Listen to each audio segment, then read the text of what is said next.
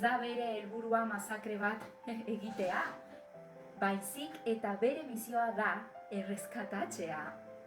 Jesusekin zeundenetako batek morroia jo eta belarria moztu zion. Gertaera asko eragin zuten Pedrok hori egiteko. Jesus defendatzeko nahiak horrela jokatzera eraman zuen, baina Pedro legatu bati egin zion mina.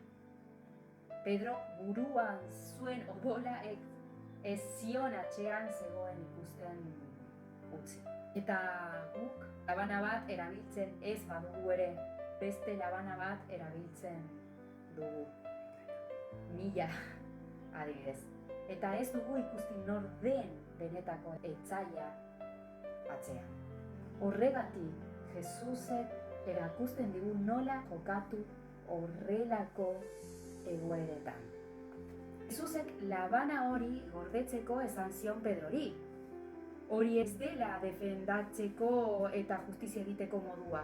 Jainkoak ez gaitu deitzen belarria motzea, sendatzeko. Lukasek detalle importante hau kontatze du. Orduan gizonari belarria ukitu eta sendatu egin zuen. Ekintza honek Jesusen errukia erakusten ditu.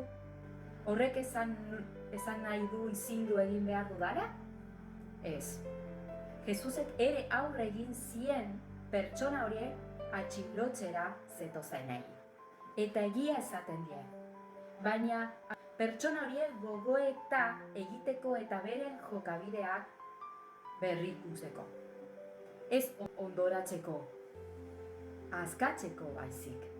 Ez da bere helburua masakre bat egitea, baizik eta bere misioa da erreskatatzea, laguntzea, berreskuratzea, esatea jainkoaren erreino iritsi da, gure indarretan ez dakigu nola. Baina hemen dago gakoa.